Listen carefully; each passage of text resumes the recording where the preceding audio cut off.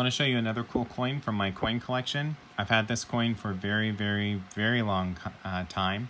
What possessed me to buy this coin, I was watching Coin Television, another YouTube channel. It has that host, David Lissout, I think I said his name correctly.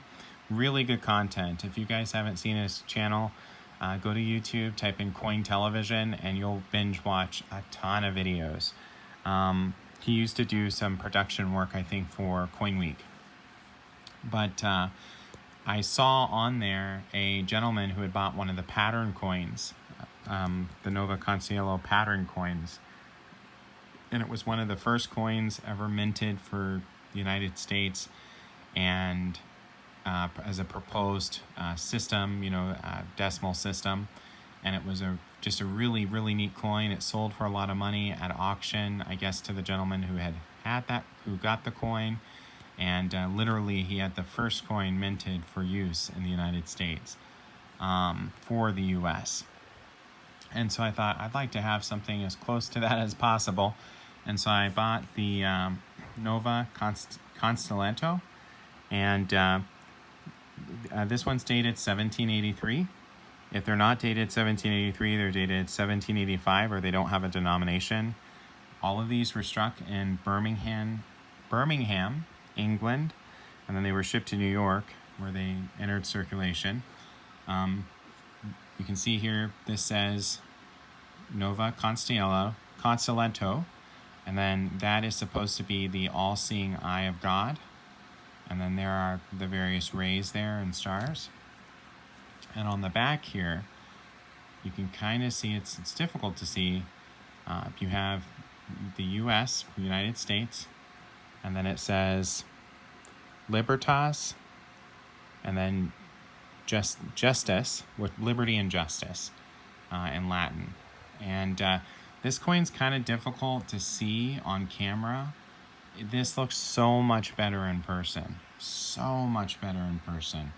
It's hard to capture how detailed this coin is on camera. These copper coins are always a difficult thing to do when you're taking pictures of them or video of them. But this is a really cool coin. It's a hard to find coin.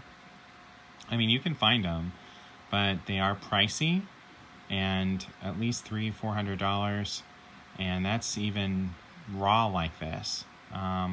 This is going to be a really cool coin to have graded. I'm going to send it to PCGS.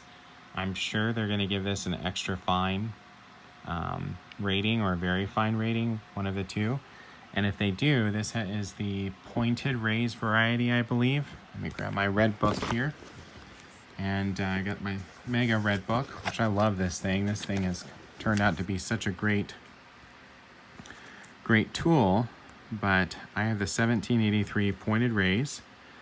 And I wonder what the difference between the large U, oh, I see, the small US and the large US. No, that's not the one I have. I have one of these over here, right there. I've got, actually mine's 1785.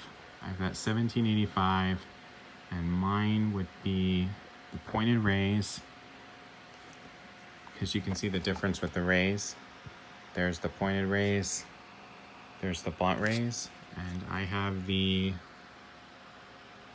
pointed rays right there. And that coin in a very fine rating, 1783 blunt rays, or 1785 blunt rays, very fine, is $550, and if it's extra fine, it's $1,000. So I probably, and even at a fine rating, it's a $200 plus coin.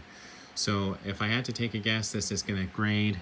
There doesn't seem to be any corrosion on it. It looks really like a very nice coin. It does have a little bit of wear, but I'd say this is probably going to grade very fine or extra fine. And it's going to probably be, like I said, a $500 to $1,000 coin. So I think I did a really good job because I didn't pay anywhere near that price for this. It does have a little bit of rim damage there, but I can't imagine that these coins, that they're perfect examples across the board with as old as they are. And usually on older coins, they're a little bit more lenient, I think, on that type of stuff.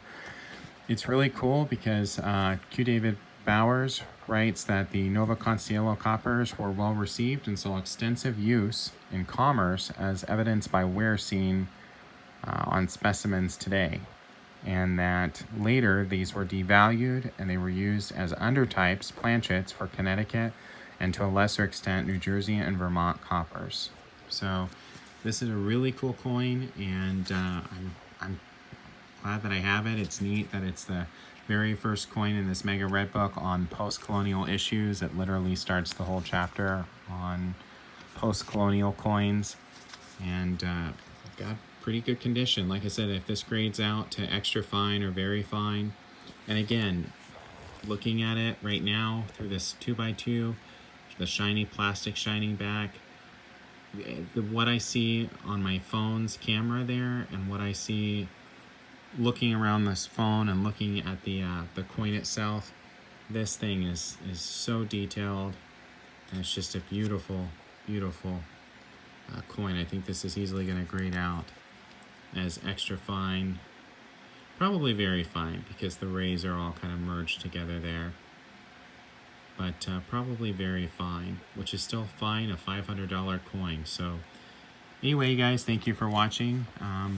Please like, comment, and subscribe.